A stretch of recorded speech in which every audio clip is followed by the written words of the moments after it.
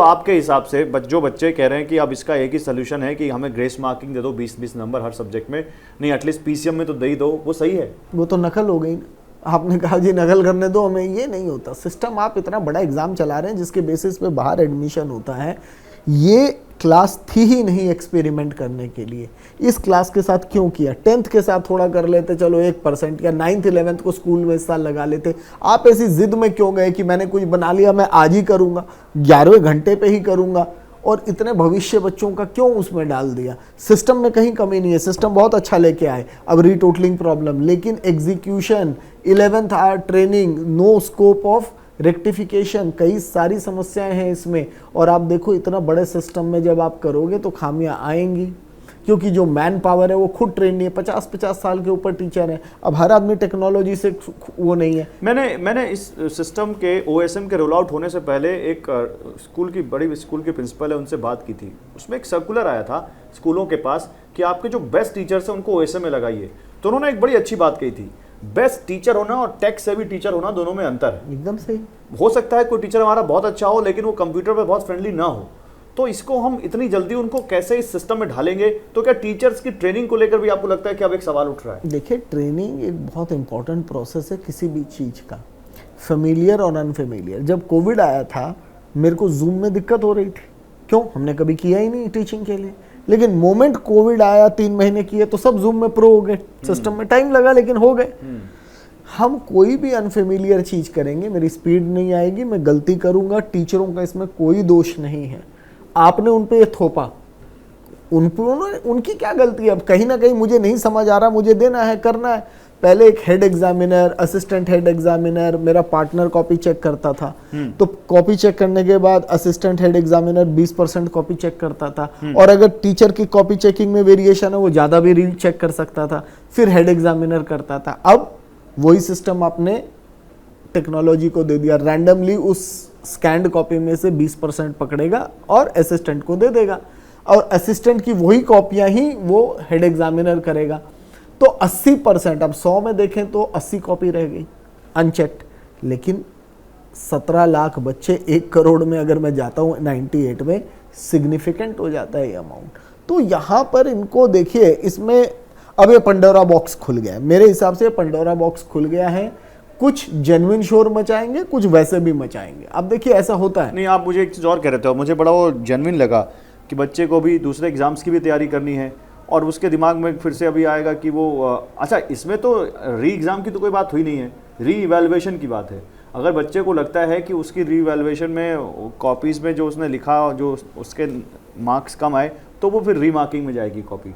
तो उसमें तो बच्चे को कोई तैयारी करना ही नहीं ना, तो बच्चे पे किस बात का प्रेशर कि हमारी कॉपी का रिजल्ट खराब हो गया? ये सुबह से शाम वो पेमेंट करने के लिए परेशान हो रहा है, साइट खुल नहीं रही है, उसकी एंग्जाइटी है डेट निकल जाएगी, मैं कब इस कॉपी को अप्लाई करूंगा। और आप समझिए एंग्जाइटी, टेंशन ऐसा है मुझे दूसरा काम नहीं करने देती।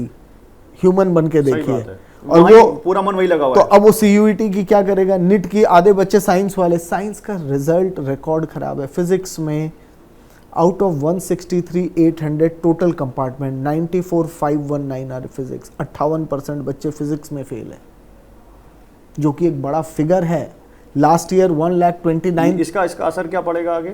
अब जेई में जो बच्चे हैं 75% कईयों के क्रॉस ही नहीं हो रहे। देखिए, आप ये कह दो हमने पेपर का स्तर थोड़ा ऊपर कर दिया, ये कर दिया, वो भी आपकी गलती है। आपने इस बार कई सब्जेक्ट, लास्ट ईयर से 2 साल से आप कर रहे हैं, हर सब्जेक्ट में 15 सेट अलग अलग रीजन वाइज बनते हैं और उनमें वेरिएशन है, तो नंबर में वेरिएशन आएगा। जब एग्जाम एक दिन होना है तो पेपर का स्तर भी तो वही रखिए। आप हर जगह का स्तर अलग कर रहे हैं, जब स्तर में इतना वेरिएशन है तो नंबरों में भी वेरिएशन आ रहा है। बच्चे का क्या दोष? आप मुश्किल बनाइए, उससे प्रॉब्लम नहीं है, फिर सबके लिए मुश्किल बनाइए। रिजल्ट में यूनिफॉर्मिटी तो दिखे। 82% कंपार्टमेंट 6 स्टेट्स मिला के है। 82%? यस। 30% तो अकेला यूपी है। यूपी, बिहार, दिल्ली। किस सब्जेक्ट में? ओवरऑल जो 1,63,800 की मैं बात कर रहा हूं, जो परसेंटेज है वो 82% इन 6-7 स्टेटों में ही है। साउथ में तो मिला के 7-8 है, 17-18% टोटल हो रहा है। नॉर्दर्न इंडिया बेल्ट ने पूरा उसको कवर कर दिया है। फिजिक्स में खाली 9600 है, 96। मैथ्स में 1283 है, केमिस्ट्री में 1000 कुछ है, अकाउंट्स में 1437, एक सब्जेक्ट इकोनॉमिक्स है समस्या, केवल 435।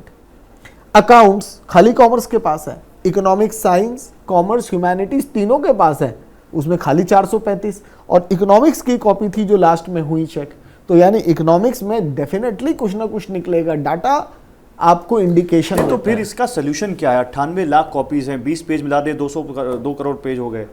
अब आप बताइए कैसे इसको 20 करोड़ पेज हो गए, कैसे इसका सोल्यूशन क्या आएगा? पहला सोल्यूशन तो एक कॉपी सामने आए। देखिए बिगर कॉपी आए, मैं हाइपोथेटिकल कितनी कॉपीज आए?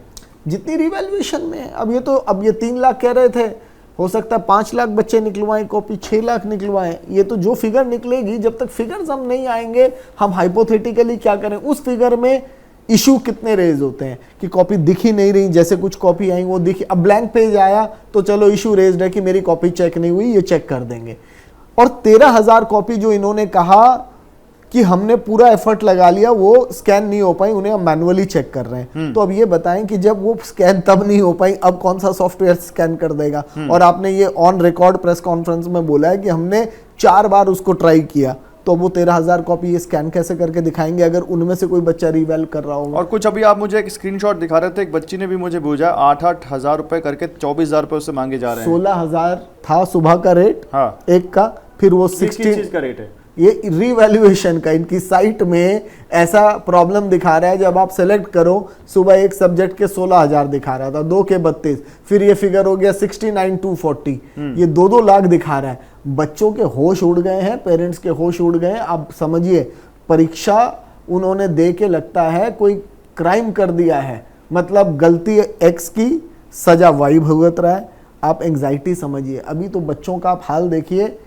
अब एक चीज समझिए, एक लड़की मेरे को आज कह रही है, सर मेरी कॉलोनी में मजाक बन गया है, 80 नंबर से नंबर कम नहीं आते थे, मेरे मैथ्स में 12 आए हैं। क्या बात करें?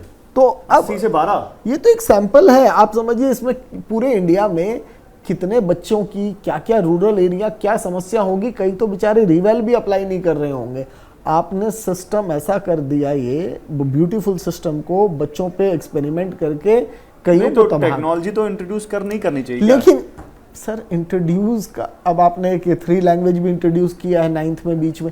आप टाइमिंग देखिए, ट्रेनिंग देखिए, कोई भी अच्छी चीज को अगर खराब करना है तो चीज बुरी नहीं होती। आप कह रहे हो कि टेक्नोलॉजी में प्रॉब्लम नहीं है, अप्रोच में प्रॉब्लम है। एकदम है, और स्कैनिंग टाइम चाहिए।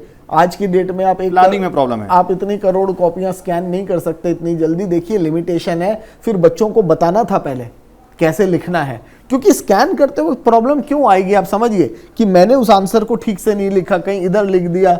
स्कैनर के लिए मार्जिन और ये बड़ी प्रॉब्लम है। तो जब तक आप ये ठीक नहीं करेंगे, आप समझिए आप 1000-2000 कॉपी नहीं कर रहे। आप आज की डेट में 98 लाख बच्चे इंटू 20 शीट भी लगाए, 2 करोड़ जो आप कह रहे हैं, इसकी बात कर रहे हैं। नहीं तो आप मुझे बताइए एक इंक्लूसिव सॉल्यूशन क्या हो सकता है जिसमें सबको न्याय मिले?